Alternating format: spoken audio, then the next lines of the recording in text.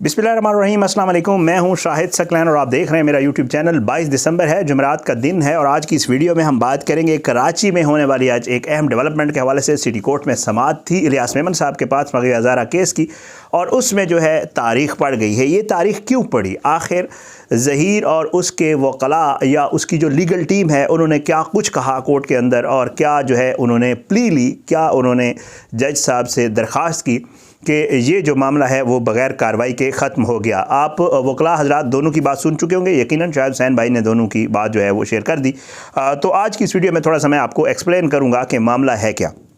बहरहाल जी, हम 2-3 दिन पहले से ही आपको, जब ये गुज़श्ता समाअत से भी पहली समाअत थी, उसके ऊपर हम आपको बारहा बता चुके हैं कि जी बहुत ज़्यादा चांसेस हैं कि जो चीज़ें सामने आ चुकी हैं उनको देखते हुए कोई आम आदमी भी, चाहे वो एक आम सा कानून का तालिब इल्म क्यों ना हो, वो जब चीज़ें सामने देखेगा तो उसको अंदाज़ा हो जाएगा कि ये मामला बहुत अब सादा हो चुका है और इस मामले में कोई चीज़ बाकी नहीं रह गई कि वालिदैन के पास बच्ची को भेज दिया जाए। क्योंकि जो मेन पार्टी मतलब वो बच्ची, वो मग़विया, जिसको ज़ाहिर बात है जिसके हवाले से ये कहा जाता था कि वालिदैन के पास जाने के लिए राज़ी नहीं है, वालिदैन को मिलना ही नहीं चाहती, उनकी शक्ल नहीं देखना चाहती।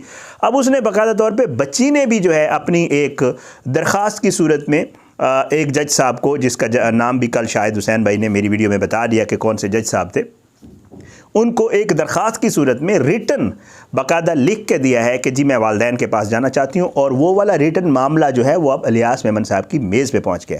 तो मेरा ख्याल से वो मग़विया, वो बच्ची जिसकी मेन कॉन्सेंट चाहिए थी कि जी इसने वालिदैन के पास जाना है, तो फिर ये बताए ख़ुद, और उस बच्ची ने ख़ुद से बता दिया कि जी मैंने वालिदैन के पास जाना है, लेकिन फिर भी वो बच्ची वालिदैन के पास नहीं जा रही। अब मैं थोड़ा सा आपको एक्सप्लेन करता हूँ। जी आज समाअत थी और आज समाअत में सबसे अहम चीज़ जो थी वो आपको पता है, फिर फर्द जुर्म आयद होना और बाकी मामलात भी चल रहे हैं, लेकिन सबसे अहम समाअत जो थी वो थी बच्ची की कस्टडी वाली। और बहुत ज़्यादा हम एक्सपेक्ट कर रहे थे क्योंकि उसमें वो वाली रिपोर्ट भी आ गई है जो वो सील्ड है, जो डॉक्टर्स की रिपोर्ट थी। ये वाला मामला जो जज साहब की दरख्वास्त है ये भी आ गई और साथ जो है और चीज़ें भी, ज़ाहिर बात है वालिदैन ने भी कुछ चीज़ें जो है वो आपको हम बता चुके हैं कि जिब्रान नासिर साहब ने जज साहब को पेश की थी कि जी ये बच्ची ने वालिदैन के लिए बना के दी और बहुत सारी चीज़ें। बहरहाल जी, आज यही हुआ। आज जब ये समाअत शुरू हुई तो इस समाअत के शुरू होते ही जो ज़हीर की लीगल टीम है, ज़ाहिर बात है उन्होंने ये पहले से ही उनकी जितने भी समाअतें हुई, जितनी भी दरख्वास्तें लगीं, जितने भी केसेस चले, जितनी भी फोरम्स के ऊपर, शुरू से उनकी कोशिश है कि मामले को डिले किया जाए और मामले को जितना लंबा किया जा सके बेहतर है और हर मुमकिन कोशिश की जाए कि बच्ची वालिदैन के पास ना जाए। क्योंकि बच्ची वालिदैन के पास जाएगी तो फिर मामलात जो है वो इनके हाथ में बिल्कुल भी नहीं रहेंगे। क्योंकि अगर बच्ची ने बयान दे दिया इनके ख़िलाफ़ तो फिर सब लटकेंगे और लटकना कोई भी नहीं चाहता। आज वही हुआ। फिर जो है ज़हीर और उसके वकला जो है जी फ़ारूकी साहब और उनके एसोसिएट्स वगैरह वो सारे पेश हुए और उन्होंने जज साहब के ऊपर, ज़ाहिर बात है पहले भी एक एतराज़ किया हुआ है जिसके ऊपर इलियास मेमन साहब ने गुज़श्ता समाअत के ऊपर कहा था कि अगर आप 22 तारीख़ तक मेरे ख़िलाफ़ कोई स्टे ले आए या यहाँ से केस तब्दील करवा दें तो अलग बात है, लेकिन मैं आज अगर 22 तक ये नहीं कर पाते आप लोग तो मैं फिर इस कार्रवाई को आगे चलाऊँगा। लेकिन अनफॉर्चुनेटली आज वो अपनी बात को पूरा ना कर सके और उन्होंने कार्रवाई रोक दी है, ज़ाहिर है। बहरहाल जी, आज जब अदालत शुरू हुई तो जो ज़हीर के वकला हैं उनकी तरफ से यही मौक़िफ़ अपनाया गया कि जी हमने एक दरख्वास्त दायर कर दी है आपसे केस ट्रांसफ़र करवाने को या आपसे जो है वो दूसरी जगह इस मामले को शिफ्ट करने को। और दरख्वास्त उन्होंने यही दी है कि जी ये क्योंकि जज साहब बायस्ड हो गए हैं, जज साहब जो है उन्होंने जब चालान भी जो है एक्सेप्ट किया था तो उस वक्त भी इनके वकला का मौक़िफ़ है कि हमने एतराज़ उठाया था, आपने हमें नहीं सुना और आपने इन दफ़ात के तहत जो दफ़ात लगी हुई हैं, एक तो वो जो अगवा वाली है, दूसरी रेप वाली थी और तीसरी जो है, हालांकि जहाँ तक मुझे इल्म है ज़हीर के वकला को सुना गया था, लेकिन बहरहाल उन्होंने जज साहब के सामने एक दरख्वास्त दी हुई है कि जी जब चालान भी मंजूर किया गया था तो उस वक्त जो दफ़ात चालान में लगाई गई थी उस हवाले से हमें नहीं सुना गया था। हमारा पहला एतराज़ आपके ऊपर ये है और आपने चालान मंजूर कर लिया और जिसके ऊपर लिया हम हायर फोरम्स के ऊपर भी गए। दूसरा एतराज़ ये है कि जी आप जो है बायस्ड हो गए हैं, और उस दिन जिस दिन जिब्रान नासिर साहब ने कस्टडी वाली दरख्वास्त दी, आपने जो है वो जिब्रान नासिर को, मुद्दई मुकदमा को, इन लोगों को चैम्बर में तकरीबन 2 से ढाई घंटे सुना। और जब मेरा एसोसिएट यानी GM फ़ारूकी साहब का एसोसिएट जो है, जब वो गया वहाँ पे, तो आपने उसको अंदर भी नहीं आने दिया। और एक बार जब वो अंदर गया, क्योंकि हम इस मामले में फ़रीक हैं, हम इस मामले में पार्टी हैं, अगर इन कैमरा भी समात हो रही हो तो जो फ़रीक पार्टी होती है उसका अंदर जाना बनता होता है। तो इस वजह से आपने उस दिन बाकायदा मेरे एसोसिएट को बाहर निकाल दिया, और आपने हमें फिर दूसरी बार भी जो है वो सुनने का, या हमें चीज़ों को देखने का, या हमें हमारा मौक़िफ़ सुनने का आपने हमें मौका नहीं दिया। तो हमें ये लगता है कि आप जो है हमारे लिए हमारे मामले पे बाइस्ड हैं, और हम नहीं चाहते कि ये मामला आपके पास चले। इसलिए हमने जो दरख्वास्त है वो हमने DJ को दी हुई है, DC जज के पास ये दरख्वास्त है, और ये दरख्वास्त उसी जज के पास हमने दी है जिस जज ने आपको ये केस भेजा था, सेशन जज साहब के पास। तो अब यही है कि उस जज के पास वकील का ये मौक़िफ़ था, जो वज़ीर का वकील है, कि अब उस जज के पास ये इख्तियार है, जो जज आपको केस दे सकता है तो वो जज आपसे केस लेके अपने पास भी रख सकता है, या किसी और जज को भी दे सकता है। बहरहाल उनका अपना एक पॉइंट ऑफ व्यू है। तो उन्होंने जो है वो इलियास मेमन साहब के सामने ये बात की। तो इलियास मेमन साहब ने इस मामले को ज़ाहिर है उन्हें बताया गया कि जी इसकी जो दरख्वास्त है वो आगे चली गई है, हम शॉर्ट डेट लेना चाह रहे थे, लेकिन उसकी तारीख 29 पड़ी है गलबन, तो 29 तारीख पड़ गई है।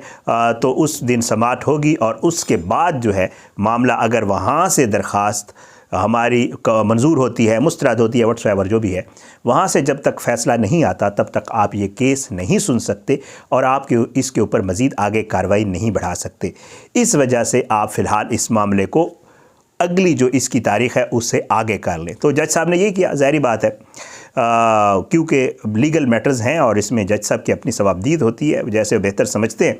तो उन्होंने कहा कि जी ठीक है, और उन्होंने इसके ऊपर 5 जनवरी की यानी आने वाले साल की तारीख़ दे दी, और उन्होंने कहा कि जी आप वो वाला मैटर वहाँ से करवा लें। आप डिपेंड करता है उस तारीख़ को भी सुना जाता है या नहीं सुना जाता है। आगे की तारीख़ अगर वहाँ पड़ गई तो फिर इसमें शायद और भी आगे की तारीख़ पड़ जाए, डिपेंड्स ये, क्योंकि जिस तरह ये मामला चल रहे हैं अब जो है हम इस पे ज़रा खुल के इसलिए बात करते हैं कि हमें समझ आ रही है कि मामला किस तरह क्या कुछ हो रहा है।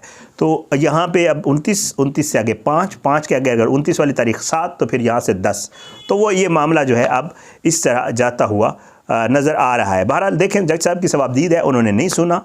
हालांकि जेंडर बेस्ड वायलेंस के हम आपको बता चुके हैं कि जो वकला दोस्त हैं ये बताते हैं जेंडर बेस्ड वायलेंस की एक ही कोर्ट है, इसी कोर्ट में ये मुकदमा चलते हैं, इस ज़िले में यही कोर्ट है, और इस तरह के मुकदमा सिर्फ यहीं होते हैं। लेकिन ज़हीर जो है वो नहीं चाहता, या शब्बीर नहीं चाहता कि वो जज अगर इनको अदा दे ज़मानत, तो ये जज ज़बरदस्त आदमी है, अगर इनको रिलीफ दे, तारीख़ों पे तारीख़ें दे, तो बेहतरीन आदमी है। लेकिन अगर वो वालिदैन को कस्टडी देने का सिर्फ सोचे तो जज बाइस्ड है, और उसको ये केस नहीं सुनना चाहिए। और फिर मामला उन्हीं के तकरीबन फ़िलहाल अब तक के जो मामलात हैं, अभी तो समातें होनी है, मामला सब जुड़े से, फ़ैसला आया नहीं है, फ़ैसला आना है, लेकिन ज़ाहिर है अभी तक के जो मामूलात चल रहे हैं, अभी तक जो है वो मामला लग रहा है उसी फेवर में जिस तरफ जाता हुआ आप लोगों को भी नज़र आ रहा है फ़िलहाल अब तक। लेकिन मैं हैरान हूँ, हम कल की वीडियो में भी कह चुके हैं, मैं और शाहिद हुसैन भाई ने जो मैंने की है शाहिद हुसैन भाई के साथ, तो उसमें भी मैंने यही कहा कि फिर इसी तरह होता है जब मामलात ज़ाहिर है इस तरह होने लग जाते हैं। और आज आपने देखा होगा, वीडियोस में देख चुके होंगे, अली काज़मी साहब भी बाहर आए तो उन्होंने भी बात की, और वो पिछली 3 मुसलसल समातों से 10 तारीख से लेकर अब ये आगे जो है चली गई है 5 तक, तकरीबन इसको 1 महीना हो जाएगा, कि जिसमें बच्ची ने जो है वो कह दिया कि मैंने वालिदैन के पास जाना है, लेकिन इस 1 महीने में मामला वहीं पे वहीं है। लेकिन जब बच्ची कोर्ट में आकर कहती, या जब बच्ची ने ये बयान दिया कि जी मैंने ज़हीर के साथ जाना है, तो हाई कोर्ट ने ही कह दिया कि ठीक है आप जाएँ जी, अल्लाह हाफ़िज़। और ऐसे बहुत सारे केसेस सिंध में ऑलरेडी हो चुके हैं। तो ये मामला चल रहे हैं। ये आज वजूहात थी जिनकी वजह से आगे की डेट पड़ी है। ज़हीर के वकील ने जो उसने अपनी एक कार्ड, ज़ाहिर बात है वकला का काम ही यही होता है, वकला प्रोफेशनल्स होते हैं, उनका यही काम होता है, वो क्लाइंट्स का केस लेते हैं, उनको पता होता है मेरे क्लाइंट ने गलती की है, चाहे वो कत्ल का केस क्यों ना, मैं वैसे ही जनरल बात कर रहा हूँ, फ़ारूक साहब के हवाले से नहीं कर रहा। तो वकला ने तो ज़ाहिर है ये करना होता है, इसी चीज़ के ये पैसे लेते हैं। ज़ाहिर बात है कि वो कहते हैं ना कि जी फिर बंदा खाए, अगर गाय जो है वो घास से दोस्ती कर ले तो फिर क्या खाए। तो अगर वो वकला ये सोच लें कि यार मैंने ये केस नहीं लेना, तो ज़ाहिर बात है उनका अपना प्रोफेशन है और इस पर कोई किसी को एतराज़ करना बनता भी नहीं है। ज़ाहिर है उन्हें इस चीज़ के पैसे लिए होते हैं और इसी चीज़ पे ही काम करते हैं। लेकिन ज़ाहिर है क्लाइंट के मुताबिक उन्होंने चलना होता है, जिस तरह क्लाइंट कहता है। और पहले दिन से ये मामला जो है वो लटकाने की बाकायदा जो है कोशिश हो रही थी और वो अभी तक चल रही है और अभी तक वो इसमें कामयाब है। अब आगे आने वाले दिनों में अली काज़मी साहब की ज़ाहिर बात है हिम्मत है। मेरी तो कल भी बात हुई और मुझे ये बताया गया कि किसी भी फोरम के ऊपर, चाहे पाकिस्तान के अलावा भी अगर किसी फोरम पे ज़रूरत पड़ी तो वो फिर भी तैयार हैं जाने के लिए, डटे हुए हैं। देखें क्या होता है। अब इंशाअल्लाह इस हवाले से मज़ीद भी कुछ अपडेट्स हैं अगली वीडियो में आपके सामने रखूँगा। मुझे इजाज़त दें, अपनी दुआओं में याद रखा करें। अल्लाह पाकिस्तान का हामी नासिर, इसके खिलाफ साजिशें करने वालों को नस्तानाबूद करे, ज़ालिमों को इबरत का निशान बनाए, मज़लूमों को इंसाफ मिले। अपनी दुआओं में याद रखा करें। पाकिस्तान ज़िंदाबाद। अल्लाह हाफ़िज़।